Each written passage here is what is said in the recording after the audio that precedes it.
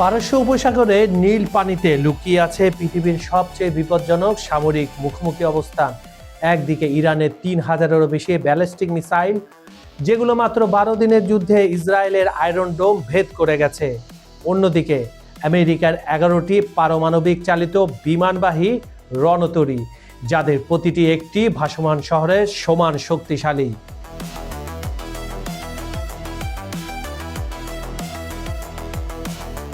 কিন্তু আসল প্রশ্ন হলো, যদি আজ এই দুই শক্তি সরাসরি যুদ্ধে জড়ায়, কে জিতবে?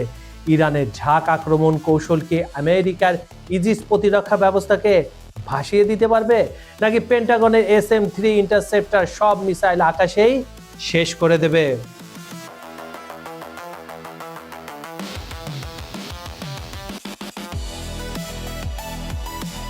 খবর সংযোগের জিওপলিটিক্যাল নিউজের আজকের এই ভিডিওতে আমরা তথ্য প্রমাণ দিয়ে দেখাবো কোন দেশে সামরিক কৌশল আসলে শক্তিশালী। শেষ পর্যন্ত দেখুন, কারণ সেখানে এমন একটি তথ্য আছে যা আপনাকে চমকে দিতে পারে। ২০২২ সালে American central commander general McKenzie বলেছিলেন, ইরানের কাছে ৩,০০০-এরও বেশি ব্যালিস্টিক মিসাইল রয়েছে। এটা শুধু সংখ্যা নয়, এটা একটা কৌশলও বটে। ইরানের মিসাইলের যে পরিবার, আমি পরিবার বললাম এই অর্থে কারণ ওখানে অনেক ধরনের অনেক মেকানিজমের কি আছে, ক্ষেপণাস্ত্র রয়েছে। তাই যদি আমি চোখ বোলাই, প্রথমে আসবে খাইবার মিসাইল, ২,০০০ কিলোমিটার রেঞ্জ, ১৫০০ কিলোগ্রাম পেলোড বহন করতে পারে। এটি ইসরায়েল থেকে শুরু করে আরব দেশগুলোকে আঘাত করতে সক্ষম। ইরানের মিসাইল পরিবারটা কেমন, চলুন বন্ধুরা একটু দেখে আসি। নাম্বার 1, খৈবার মিসাইল, ২,০০০ কিলোমিটার রেঞ্জ, ১৫০০ কিলোগ্রাম পেলোড বহন করতে পারে। এটি ইসরায়েল থেকে শুরু করে আরব দেশগুলোকে আঘাত করতে সক্ষম।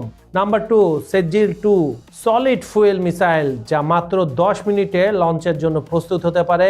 এর গতি ঘন্টায় ১৭০০ কিলোমিটারেরও বেশি, মানে ঢাকা থেকে দিল্লি যেতে যে সময় লাগে এর চেয়েও কম সময়। এটি পৃথিবীর অর্ধেক ঘুরে আসতেও পারে, এত পাওয়ারফুল। Number 3, ফাত্তা hypersonic. ইরানের দাবি এটি ম্যাক 30 থেকে 15 গতিতে চলতে পারে। এত দ্রুত গতিতে কোনো প্রতিরক্ষা ব্যবস্থা এটিকে আটকানো প্রায় অসম্ভব। কিন্তু আসল বিপদ হলো ইরানের স্যাচুরেশন অ্যাটাক বা ঝাঁক আক্রমণ কৌশল। ২০২৫ সালের এপ্রিল ও অক্টোবরে ইরান ইসরায়েলের উপর 2 বার আক্রমণ চালায়। একসাথে 180 থেকে 200টি মিসাইল ছুড়ে মারে। ইসরায়েল তার সব শক্তি দিয়েও প্রায় 1/3 মিসাইল আটকাতে পারেনি। অনেক মিসাইল আয়রন ডোম, ডেভিড স্লিং এবং আরও সিস্টেম ভেদ করে গিয়ে কয়েক ডজন মানুষ মারা যায় এবং দেশের কেন্দ্র উত্তরে ভবন ধ্বংস হয়ে যায়। ভাবুন তো, ইসরায়েলের প্রতিরক্ষা ব্যবস্থা পৃথিবীর অন্যতম সেরা, তারপরও ব্যর্থ হলো। এটাই ইরানের আসল শক্তি, একসাথে শত শত মিসাইল ছুড়ে প্রতিরক্ষা ব্যবস্থাকে অভিভূত করে দেওয়া, তাদের দিশাহীন করে দেওয়া। ২০২৬ সালে মার্কিন নৌবাহিনীতে প্রায় ২৯৩টি যুদ্ধজাহাজ রয়েছে, যার মধ্যে নাম্বার 1, পারমাণবিক বিমানবাহী রণতরী। এগুলো পৃথিবীর সবচেয়ে শক্তিশালী যুদ্ধজাহাজ। প্রতিটি Gerald R Ford class carrier 1,০০,০০০ টনের বেশি ওজনের এবং 90টি যুদ্ধ বিমান বহন করতে পারে। এর 2টি পারমাণবিক চুল্লি আছে, যা দশকের পর দশক জ্বালানি ছাড়াই চলতে পারে। USS আব্রাহাম লিঙ্কন 56 কিলোমিটার প্রতি ঘন্টায় গতিতে চলতে পারে। 1,০০,০০০ টন ভাসমান শহরের জন্য এটা অবিশ্বাস্য। Number 2, LA Burke class destroyer. বর্তমানে 74টি সক্রিয় রয়েছে এবং আরও 25টি নির্মাণাধীন। প্রতিটিতে ইজিস কমব্যাট সিস্টেম আছে, যা পৃথিবীর সবচেয়ে উন্নত প্রতিরক্ষা ব্যবস্থা। এই সিস্টেম একসাথে কয়েক শত টার্গেট ট্র্যাক করতে পারে। প্রতিটি ডেস্ট্রয়ারের 90 থেকে 96টি ভার্টিক্যাল লঞ্চ সেল আছে, যেখানে থেকে টমাহক মিসাইল, স্ট্যান্ডার্ড ইন্টারসেপ্টর এবং SM-3 ballistic missile, defence missile ছোড়া যায়। নাম্বার 3, স্ট্যান্ডার্ড মিসাইল 3 মহাকাশীয় হত্যাকারী। এটা আমেরিকার সবচেয়ে শক্তিশালী প্রতিরক্ষা ব্যবস্থা বলেন, অস্ত্র বলেন, এটা খুবই শক্তিশালী। SM-3 পৃথিবীর বায়ুমণ্ডলের বাইরে গিয়ে ব্যালিস্টিক মিসাইল ধ্বংস করতে পারে। এটি হিট টু কিল প্রযুক্তি ব্যবহার করে, মানে বিস্ফোরণ ছাড়াই শুধু আঘাত করে শত্রু মিসাইলকে টুকরো টুকরো করে দেয়। এখন আসল প্রশ্ন, যদি সরাসরি যুদ্ধ বাধে কি হবে? ইরানের যে সুবিধাগুলো রয়েছে, নাম্বার 1, ভৌগোলিক অবস্থান। হরমুজ প্রণালী, সুয়েজ খাল এবং বাব এল মানদেব, এই 3টি কৌশলগত চোক পয়েন্ট ইরানের নিয়ন্ত্রণে। পৃথিবীর 20% তেল এই পথ দিয়ে যায়। নাম্বার 2, সংখ্যাগত শক্তি। 3,০০০ মিসাইল মানে সব আটকাতে পারবে না। এখানে 3000 বলা হচ্ছে, কিন্তু অনেক গোয়েন্দা রিপোর্ট অনুযায়ী এটা 5000-এ চলে গেছে। 2025 সালে 12 দিনের যুদ্ধে ইসরায়েল ইরানের 1/3 লঞ্চার ধ্বংস করেছিল, কিন্তু তারপরে ইরান হামলা চালিয়ে যেতে পেরেছিল। Number 3, underground silo. ইরান তার মিসাইল পাহাড়ের নিচে লুকিয়ে রাখে। এগুলো প্রিঅ্যাপটিভ স্ট্রাইক দিয়ে ধ্বংস করা প্রায় অসম্ভব। নাম্বার 4, নতুন হাইপারসনিক ক্ষমতা। ইরান 10,000 কিলোমিটার রেঞ্জের ইন্টারকন্টিনেন্টাল ব্যালিস্টিক মিসাইল ICBM তৈরির দাবি করেছে। যদি এটা সত্যি হয় তাহলে ইউরোপ এমনকি আমেরিকার মূল ভূখণ্ড তাদের রেঞ্জে আসবে। এইবার দেখে নিই আমেরিকার সুবিধাগুলো কি কি। নাম্বার 1, প্রযুক্তিগত শ্রেষ্ঠত্ব। ইজিস সিস্টেম একসাথে শত শত টার্গেট ট্র্যাক করতে পারে এবং স্বয়ংক্রিয়ভাবে ইন্টারসেপ্টার নির্দেশ দিতে পারে। Number 2, layer defence. আমেরিকার প্রতিরক্ষা একটি স্তর নয়, বহু স্তরে। SM-3 মহাকাশে, SM-6 মিড কোর্সে এবং পাইরেটস CIWS একদম শেষ মুহূর্তে কাজ করে। নাম্বার 3, ইয়ার সুপেরিয়রিটি।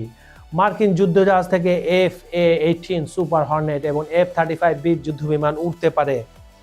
এরা ইরানের মিসাইল সাইট আক্রমণ করে প্রথমে তাদের দুর্বল করে দিতে পারে। কিন্তু বড় সমস্যা কি জানেন? 2025 সালের জুন মাসে ইসরায়েল ইরান যুদ্ধে আমেরিকা তার থার্ড ইন্টারসেপ্টের প্রায় 25% খরচ করে ফেলেছে মাত্র 150টি মিসাইল ছুড়ে। এর উৎপাদন বছরে মাত্র 12টি।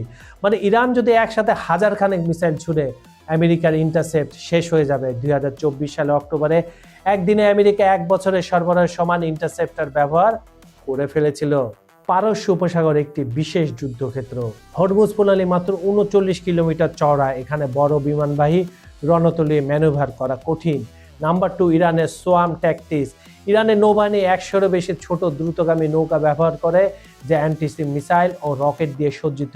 এরা ঝাঁক ভেতে আক্রমণ করে বড় জাহাজকে ঘিরে ফেলতে পারে। নাম্বার 3, আবু মাহাদি অ্যান্টিশিপ মিসাইল। এই নতুন মিসাইল 700 কিলোমিটার বেশি দূর থেকে আমেরিকান জাহাজে আঘাত করতে পারে। এটি সমুদ্র পৃষ্ঠের মাত্র কয়েক মিটার উপর দিয়ে উড়ে, যা রাডারে ধরা খুবই কঠিন। Number 4, naval mine. Iran Hormuz প্রণালীতে হাজার হাজার মাইন পুঁতে রাখতে পারে। এটি আমেরিকান জাহাজের চলাচল প্রায় অসম্ভব করে দিবে।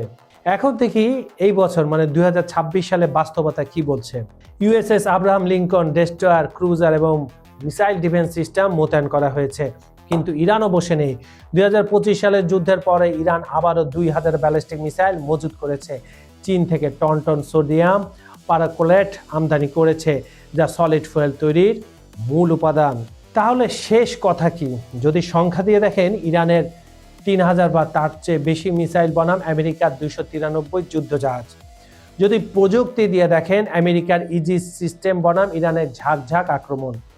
সত্যি কথা হলো এই যুদ্ধে কেউ জিতবে না, কারণ আমেরিকা ইরানকে পুরোপুরি ধ্বংস করতে পারবে না, কিন্তু তার আগে ইরানের মিসাইল হামলার কয়েকটি আমেরিকান যুদ্ধজাহাজ ডুবে যাবে, হাজার হাজার সেনা মারা যাবে, আর পুরো মধ্যপ্রাচ্য তেল সরবরাহ বন্ধ হয়ে যাবে, বিশ্বের অর্থনৈতিক বিপর্যয় নামবে। আর সেই কারণেই আজও এই যুদ্ধ হয়নি, কারণ দুই পক্ষই জানে এই যুদ্ধে কেউ জিতবে না, সবাই হারবে। চ্যানেলটি সাবস্ক্রাইব করুন আরও এরকম বিশ্লেষণের জন্য। বিজ্ঞাপন ও প্রমোশনের জন্য ডেসক্রিপশন দেওয়া নাম্বারে যোগাযোগ করতে পারেন। খবর সংযোগের জিওপলিটিক্যাল নিউজ অনুষ্ঠানটা আপনারা পৃথিবীর কোন প্রান্ত থেকে দেখছেন কমেন্টে জানান। Bangladesh, Bharat, Pakistan, America, Europe, Ukraine, Brazil, Argentina, Africa, Saudi Arab, Kuwait, Dubai, মধ্যপ্রাচ্যের যেখান থেকে দেখুন না কেন, আমরা আপনার মতামত শুনতে চাই। আজ এই পর্যন্ত আমি কাজল হায়দার বিদায় নিচ্ছি। দেখা হবে পরের ভিডিওতে নতুন কোনো ইস্যু নিয়ে। ভালো থাকুন, নিরাপদে থাকুন। আল্লাহ হাফেজ।